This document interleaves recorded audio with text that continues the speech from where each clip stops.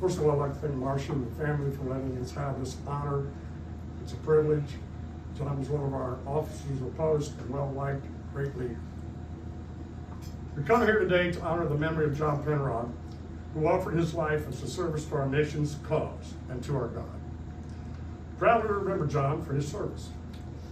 Because of men and women like John, we live in a land of freedom, peace, and justice. May our ceremony of today deepen our reverence for our honored comrade and friend. We, the members of Buckeye Post 1598, veterans of four wars of the United States of America, are assembled to pay a lasting tribute to our departed comrade and officer and post as a true friend. As you guys know, that John was our chaplain, but today we're going to have our commander do the opening blessing.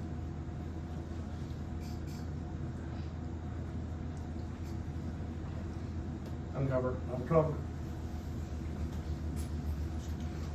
Almighty and merciful God and Father of all, we see your hand of mercy in the deep of our sorrow. We realize the truth that though we die, we shall live again in the shelter of your love. As comrade after comrade depart this life, we march on with our ranks growing thinner. Help us to be faithful to you and to one another.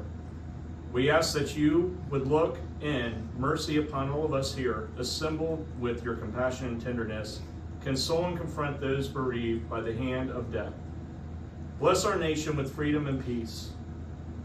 May we all meet at last before your throne of grace in heaven. Please take special care of our friend John Penrod. Amen. Cover.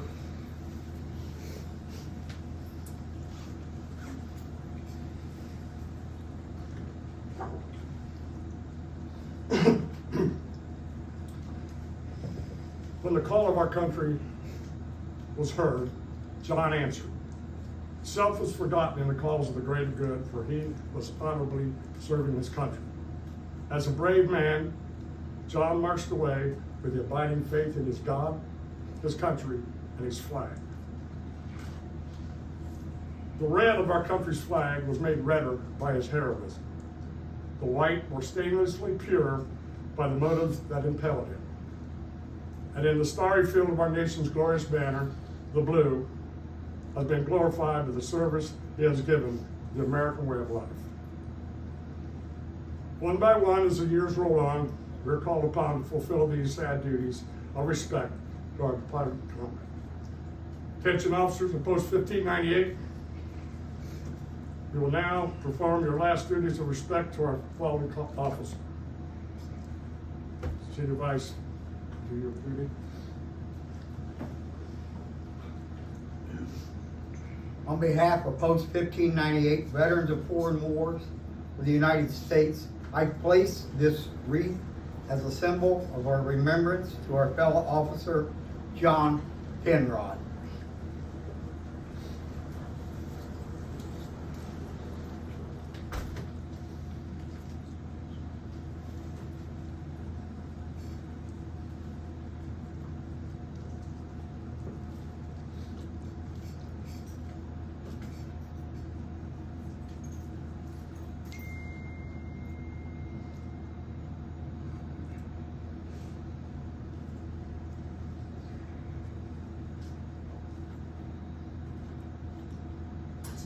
Junior Vice Commander, you will now fulfill your obligations of duty.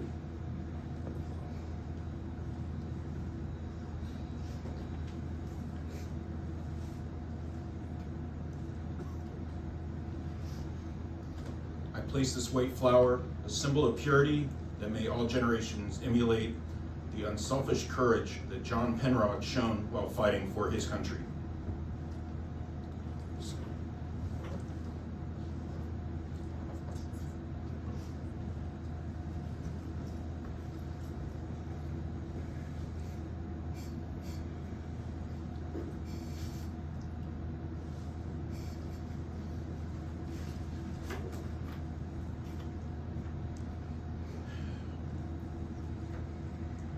As the officer of the day, I will now fulfill my obligations of duty.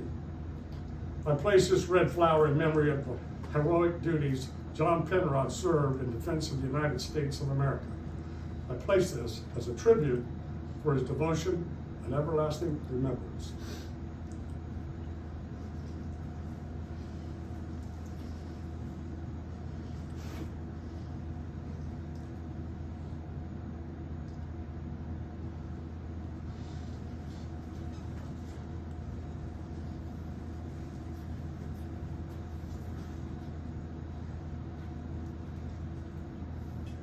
Duty officer, you now perform your obligation.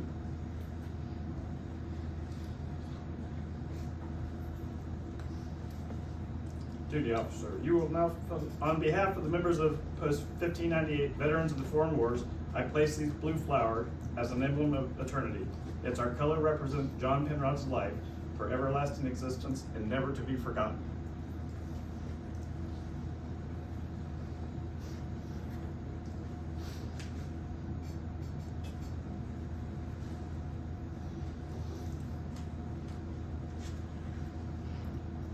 Commander, you now fulfill your obligation of duty.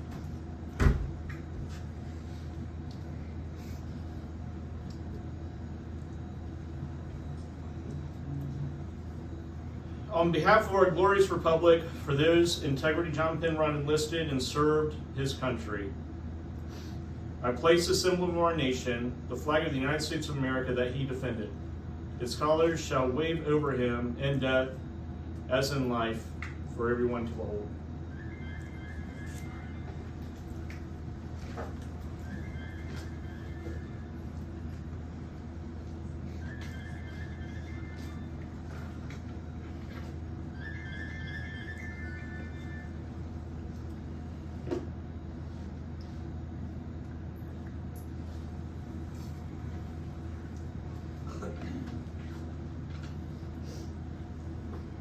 Commander, you will now perform the duty of eulogy.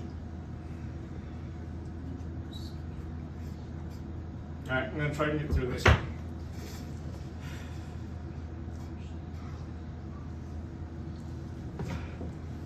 We're gathered here today to memorialize the life and service of John Penrod. John was great things, many great things.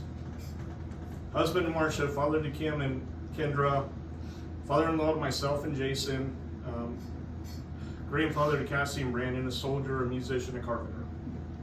He did a lot. He was wonderful. John was a veteran of the Vietnam War, very proud of it. 10 years ago, I came into Kim's life and John's life. Before I moved in with Kim, I had met him a couple times at tailgates. Loved the tailgates. And every time I was a drunken idiot. A couple times, at least one day I remember twice, stumbling around, I spilled beer on it. And I'm sure he was looking at Kim like, who's this idiot you keep bringing to my tailgate? But he treated me kindly. After moving in with Kim, in traditional John fashion, he had me on a project now. We were redoing the den. And you know, that was the unfortunate moment that, you know, a lifetime of smoking had started taking its toll. For 10 years, we always had a project. We always had something. We had something going on. And though he couldn't physically do it himself, I was there in his hip pocket, learning from him, following him, and it was great. I mean, you know, there were moments when it wasn't great because everybody knows John. But I leaned on him to get everything done because he knew how to do it. And I always had Daryl and David were always there. Daryl Toller, David Nichols. They were there, they helped, they chipped in. You know, when we were doing the open air shelter, which was a major project. It was huge. I don't even think we knew what we were doing from one moment to another, but John always knew. And John would always rib us, you know, because we didn't always know what we were doing. And we had nail gun guy over here trying to kill me. But John gave us, and I'm gonna apologize for the language here, but John always gave us nicknames, and they were Dickweed, Screwboy, and Dipshit. Which one were you? That order. I was Dipshit. He was Screwboy. He's dead already. He was Dipshit. But we were I don't know, a couple weeks ago we were sitting and David Nichols, and he's right here. He made a comment to me, and I never realized it. Over these 10 years when we were doing everything, John was very demanding, so you had to. And I never realized I was doing it, but when he would say something, he mentioned it, and I never realized it. In 10 years, I never realized I was doing it. John would say something, I would go, yes, John. Okay, John. And looking back, now I remember all those moments doing that, even though it was like I didn't realize I was doing it. And I did it out of respect for John. He was a pain in the ass, I'm not going to lie. But I respected him so much. Even when he was wrong, he was right. There was no getting away from it. You can stick a brick of gold in front of him and say, here's a brick of gold, and he said, nah, it's silver. It don't matter, it's silver now. I ain't changing that.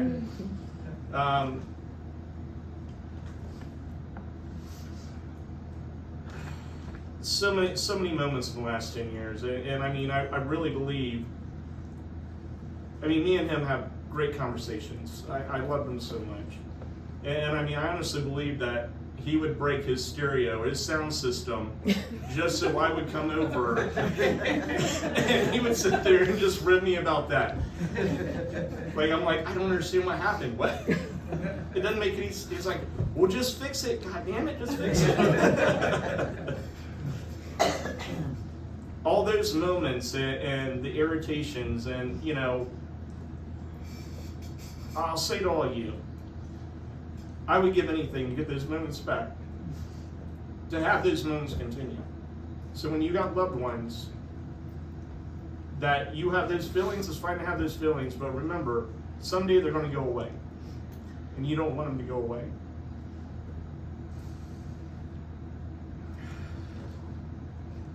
I thank John for everything he's taught me, everything he's done for his family.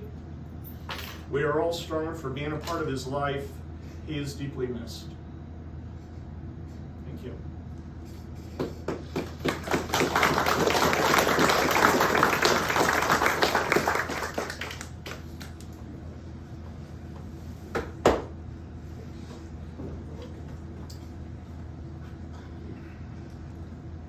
We now have a representative of First Flight.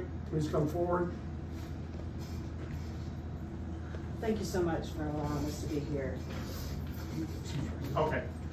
So I'm sorry, I need to be close to the my name is Deneen Day, and I'm with Honor Flight Columbus, and I had the honor of escorting John and Jeff on his honor flight, and we're honored that day, and we continue to be honored. The Penrod, McKenzie Lloyd family, you will always be members of the Honor Flight family.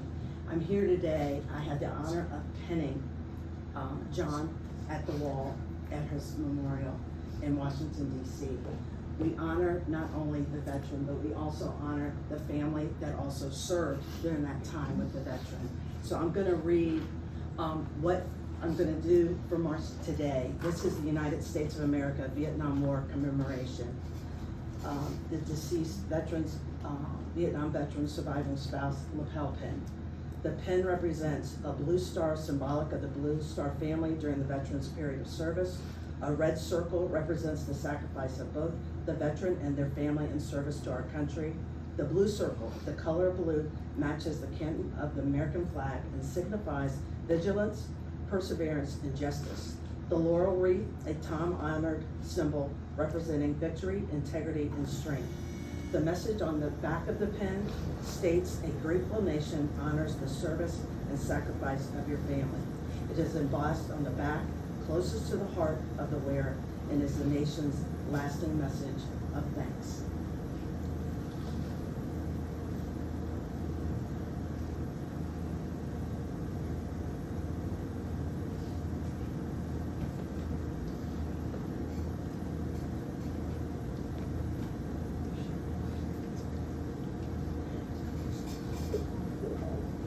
Thank you.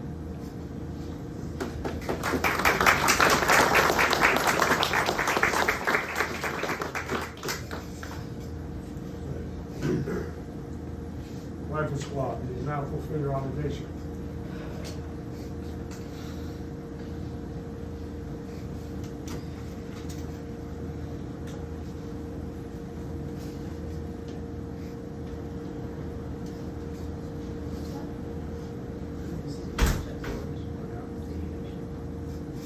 Present arms.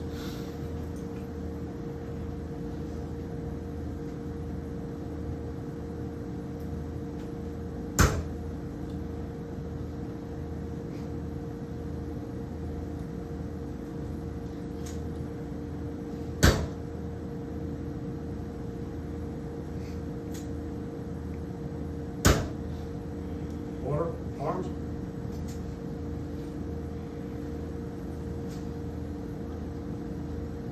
Signature. You see outside. Present arms.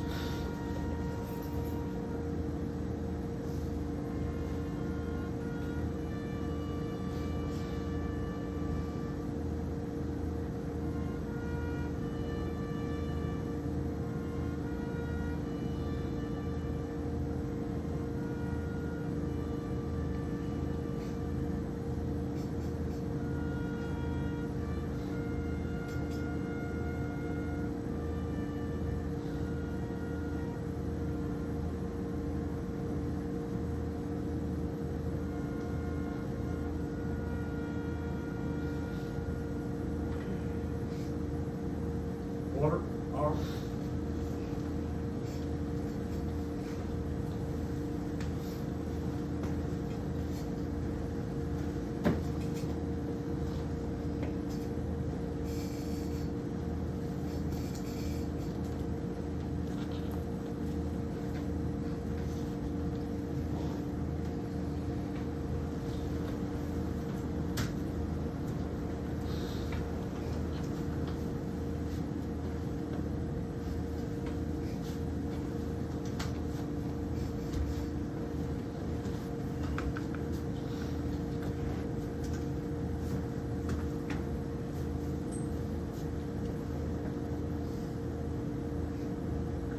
Present arms.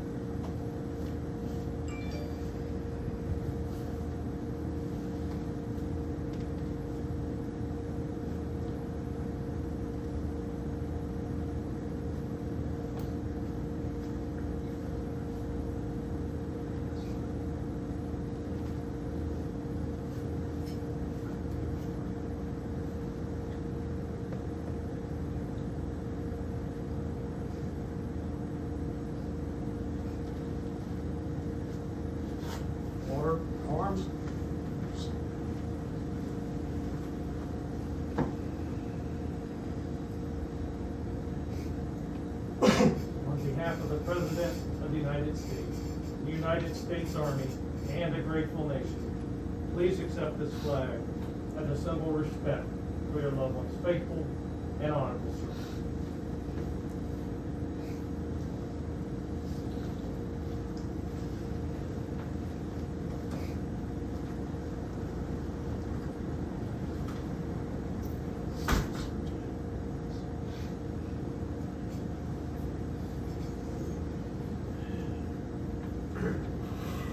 On behalf of the President of the United States of America, a grateful nation, and the veterans of foreign wars, please accept this flag as a symbol of appreciation for John's service to his country.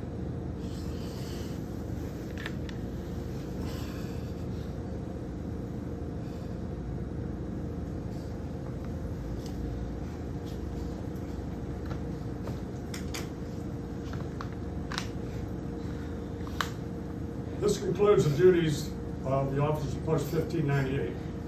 I'd like to make one last comment. They say time heals all, but I know that's not true. Life does go on and we'll do what we do. So I'm hoping someday when I've also passed, I'll see John again, together we'll laugh. Thank you. Now I'll turn it over to the commander.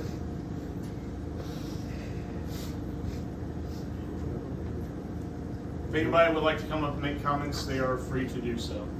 Thank you all for coming. We love John. We're going to miss him dearly. Come on up, buddy. I'll be glad to say something real quick.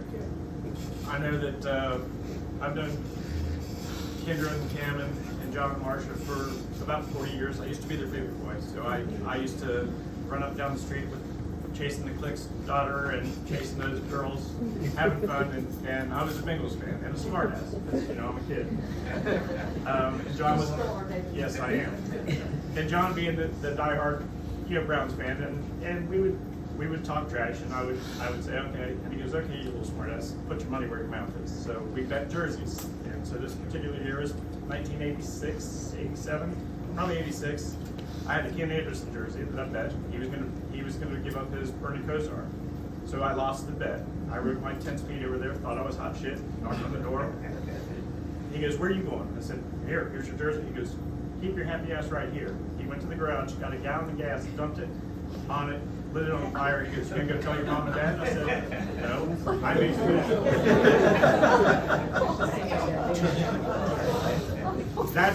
That's how John treated all of us. Todd, you know, Daryl, we all grew up that way with him. It didn't hurt our feelings.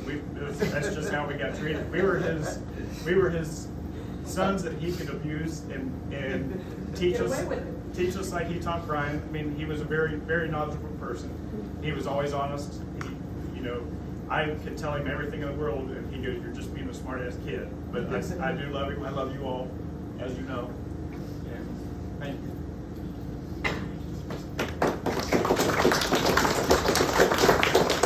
Brandon, get at it. When I was a kid, Grandpa was. Well, I still am. Wow, you grow so fast. And he's just a young man.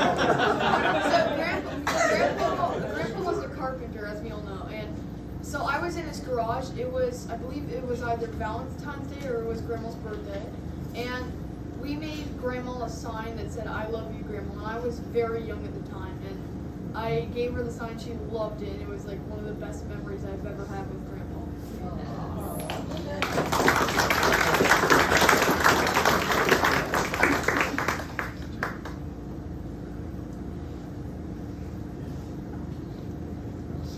Anybody else? All right, I want to present this to Marsha. So this is everything that happened today.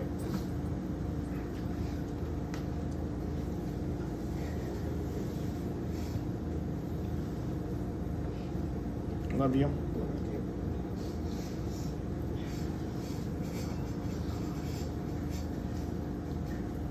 That concludes our ceremony. Thank you everybody for coming. Love all of you. All of you loved him. That's what mattered. Thank you.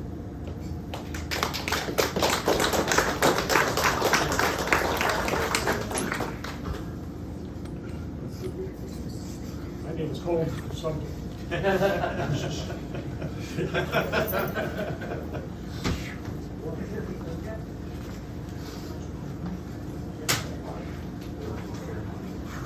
let's go up to the Browns. That's what Grandpa wants. Brian, can you hit stop on that?